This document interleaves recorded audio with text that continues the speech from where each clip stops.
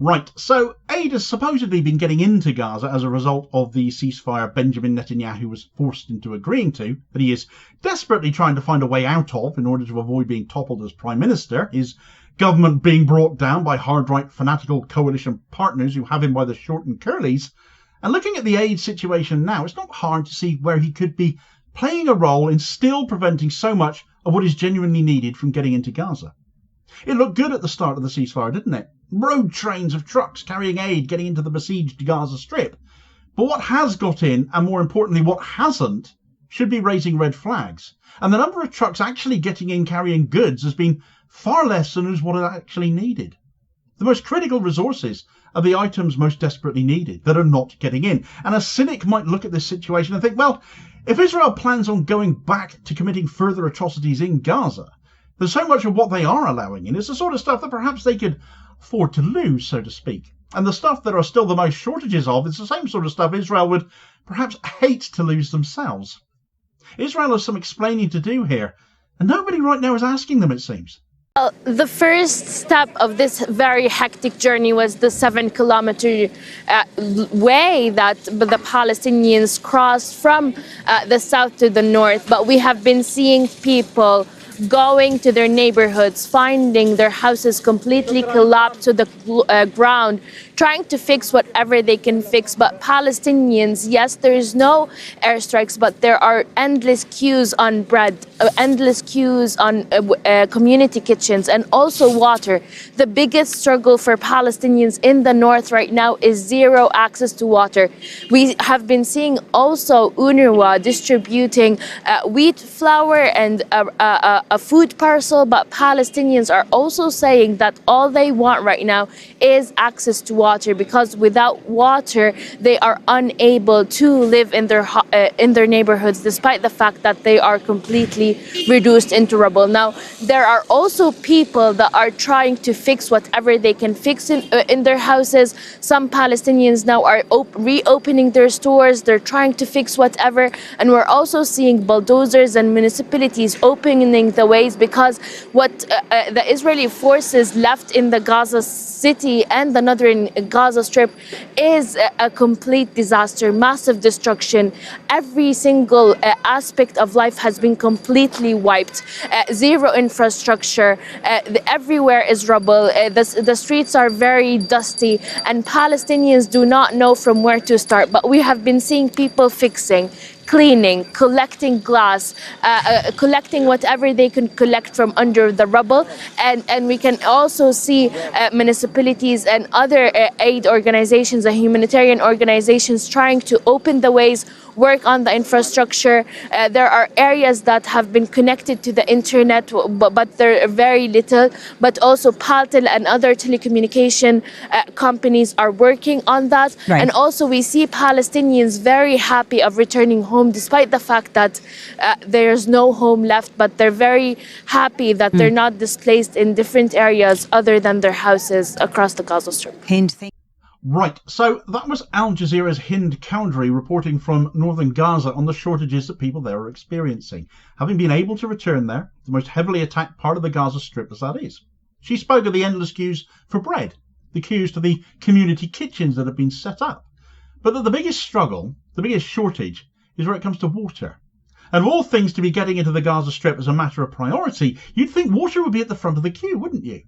Yet massive shortages of it beg huge questions of Israel and why water, of all things, is in such short supply. And in the north itself, there is apparently zero access to it right now. What could be more important to get into northern Gaza than water? And we know trucks have been getting in there now. So why not water? Apparently they haven't had any water get in there in the 11 days of the ceasefire so far. And I appreciate it's not been 11 days since people were allowed back into the north, across the Nevatim corridor that Israel built across the Gaza Strip, splitting it into two. But aid could have been getting into the north before the people did. So what gives here? As Chowdhury said there, without water, life isn't possible. Across Gaza, more than 75% of all water wells have been destroyed by the IDF, and I can only presume Hamas were hiding at the bottom of the wells, therefore. I'm sure there was a strategic reason for them to be doing that. Or they'd learned to weaponize water, maybe. But this is worst of all in the north. And it's interesting that Chowdhury made mention of UNRWA distributing wheat in the north. UNRWA having been outlawed now by Israel, a ban that came into effect on the 30th of January, because aid to Palestinians and all of the crucial work UNRWA have done in Gaza and the West Bank is the last thing Israel really wants to be providing. And so the water shortage really should be raising suspicions. And the reason I bring up UNRWA in relation to this is that their social media account shared some brilliant pictures this morning, allegedly taken on the 30th of January, however, of the fact that their people have managed to get the water pump in Jabalia in northern Gaza working again. Hopefully, they got others working as well whilst they are still there. But they will inevitably have to shut down because of Israel's ban on them.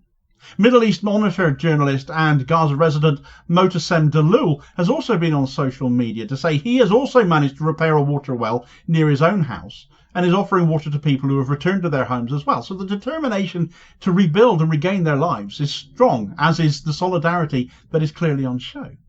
Another organisation has also been getting water where it is needed, as Israel seemingly ensures it is not. And unlike UNRWA, this lot have not been outlawed yet and seem determined to get it in wherever it is needed, come what may. A tweet from the Norwegian Refugee Council reading, "Today we provided drinking water for 15,000 people in Jabalia refugee camp in North Gaza. Many Palestinians told our staff that this was the first water they received in 3 days. Since the ceasefire, we're expanding our response and reaching areas that had been off limits." Kudos to them, and thank you very much for everything you're doing there. But water is not the only shortage item that is essential if people are going to begin rebuilding their lives from the rubble that was once their neighbourhoods, though, as this excerpt from the Cradle explains. The number of tent trucks that entered the Gaza Strip is much less than what is needed and does not exceed 208. No temporary mobile homes were brought into the north or south of the Strip. About 2/3 of the trucks that entered the Gaza Strip carry food supplies.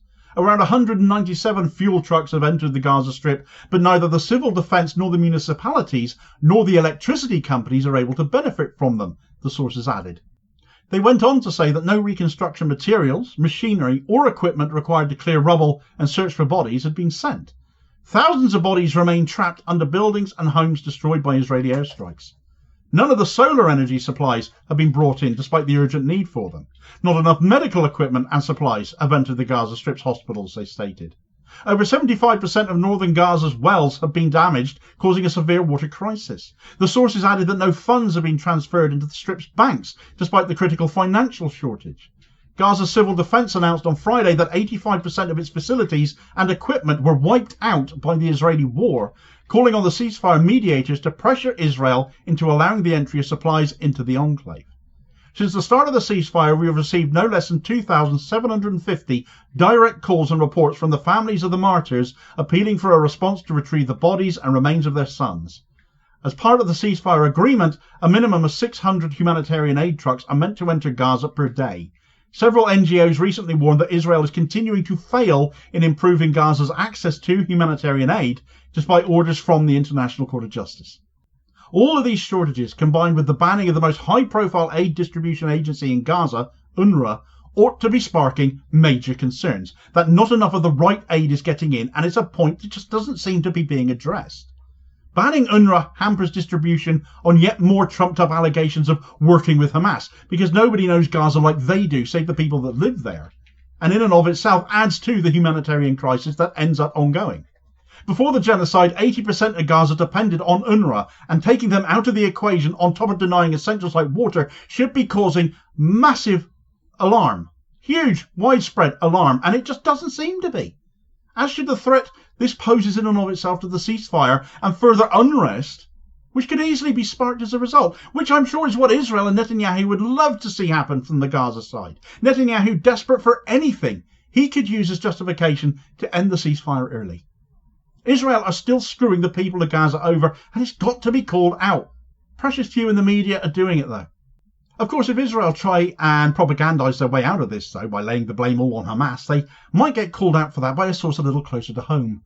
Israel's attempts to combine modern technology with their Hasbara propaganda campaigns has backfired spectacularly, with hilarious results as a homemade AI turned pro-Palestine. Get all the details of a much cheerier story in this video recommendation here as your suggested next watch. Please do also hit like, share and subscribe before you do so, though, if you haven't already, to ensure you don't miss out on all new daily content, and it all helps support the channel as well, so it's very much appreciated, and I hopefully will catch you on the next vid therefore. Cheers, folks.